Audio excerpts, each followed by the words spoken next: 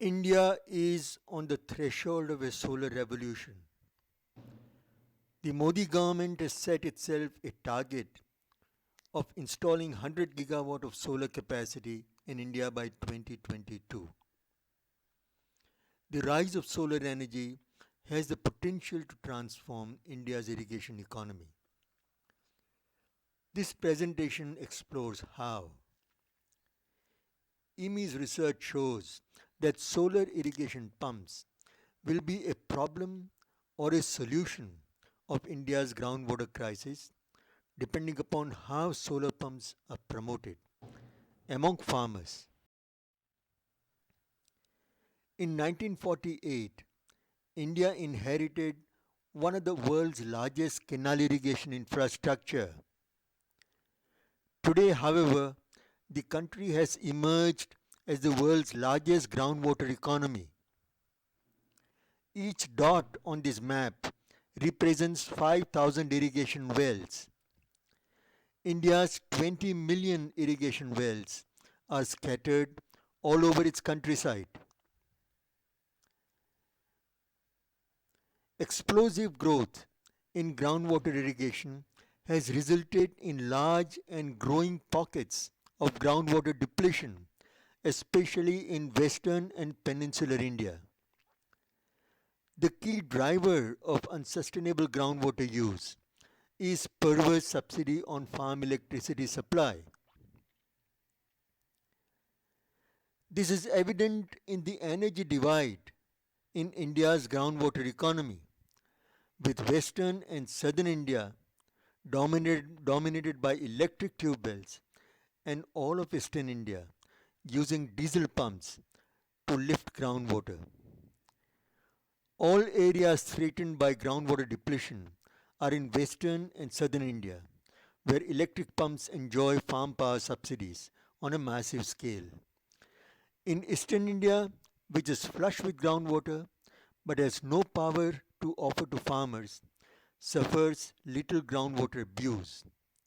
Instead, its agricultural development is arrested by high diesel prices. Laws and regulatory action have failed to rein in the growing groundwater depletion in western and southern India. If there is any factor that checks further groundwater drought here, it is the poor quality of grid power supply to tube wells delivered mostly during the night. But the arrival of solar pumps will change all this. IMI studies indicate that average electric tube well gets about 1200 hours of usable power supply per year. If replaced by a solar pump, the same tube well will now get over 2500 hours of uninterrupted daytime power virtually free. This may create powerful incentives for farmers to expand groundwater use and deplete aquifers even further. State governments in India are aggressively promoting solar pumps by offering farmers lucrative subsidy on capital costs of solar pumps. But there is little recognition of the threat this may pose to future sustainability of groundwater resources. In 2013 and 14, in presentations to India's successive finance ministers, IMI argued that the current promotional strategy for solar pumps needs to be replaced by a totally new strategy that can confer multiple benefits to farmers, to the environment, and for financial health of electricity companies. IMI calls the alternative strategy SPaRC, solar power as a remunerative crop. IMI argued that the current policy of very high pro rata subsidy on capital cost at 80 to 90% incentivizes solar equipment companies to gold plate solar pumps, and this results in a high margin, low volume market. Instead, a flat subsidy of around US 650 to 700 per kilowatt will create a low margin, high volume market for solar irrigation pumps. Moreover, to counter solar farmers' tendency to over irrigate, Amy argued that every solar pump should be connected to the grid, it should be net metered, and the farmer should be provided a power purchase guarantee for 25 years at around 7.5 to 8 US cents per kilowatt hour. EMI surveys show that some 40,000 solar pumps already sold in India. They are all used as standby pumps by farmers who already have grid connections. This is bad news for aquifers because it is only going to increase the aggregate groundwater withdrawal. Amy argued that the power buyback policy should encourage farmers to surrender their grid connections by offering them a bonus price of US 11.5 to 12 cents a kilowatt hour. Under promotional under present promotional programs, solar irrigation pumps are widely dispersed and they are difficult to service. Amy argued that clusters of solar farmers should be formed into a cooperative microgrid, and this microgrid should be connected to the feeder at a single metered point for evacuation of surplus solar power. This would make it easy for solar pump companies to service solar pumps. It would also drastically reduce the transaction costs facing electricity companies in buying power from large number of small suppliers. Finally, under present policies, the groundwater economy will still remain the net buyer of grid power even with solar pumps. In the scheme of things outlined by Amy, pump irrigators as a class will emerge as net sellers of clean energy to the grid.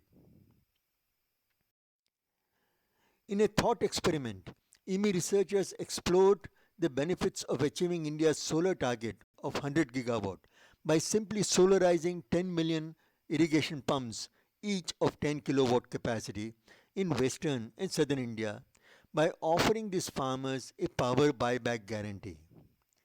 EMI calculations show that such a strategy will produce multiple benefits. Number one, it will deliver 16 gigawatt hours of green power per year. Number two, it will offer a risk-free annual income of US dollars 800 to 1000 to each solar irrigator, depending upon how much of her solar power she chooses to evacuate to the grid. Number three, India's power distribution companies will save some US $9 billion a year that they are now forced to give away as power subsidies to farmers. 4. Taking the groundwater economy off the power grid will release some 30% of India's grid capacity that will now be available for other uses.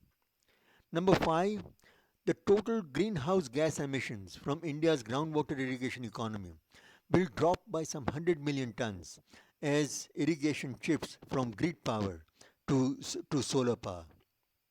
This would amount to some 3 to 4% of India's total greenhouse gas emissions. And finally, the aggregate groundwater withdrawals by the farming sector will decline by some 40 to 50 billion cubic meters per year from the current 250 billion cubic meters, since farmers are now paid not to use their free power to pump their tube wells. If India builds its 100 gigawatt solar capacity by greenfield megawatt scale power plants as it is currently proposed, India will certainly get 16 gigawatt of green power per year, but none of the other benefits emanating from the EMI proposal. EMI's proposal to Indian finance ministers was readily taken up by Karnataka, which converted it into its Surya Raitha scheme. This was an ambitious scheme. However, it offered terms that were too lucrative to be sustainable. It offered 90% capital cost subsidy on top of a 25-year power purchase guarantee at US cents 14 per kilowatt hour. When politicians and local bigwigs rushed to raid this gravy train called Surya Raita, government realized its folly. But then it went back to the other extreme. Now it offers 100% loan to cover the capital cost, but it offers to buy back surplus solar power from farmers only at US cents 1.5 per kilowatt hour until the loan gets fully repaid, after which the buyback will occur at US cents 14 per kilowatt hour. But this is far too unattractive, and farmers are showing no interest in participating in Surya Raita.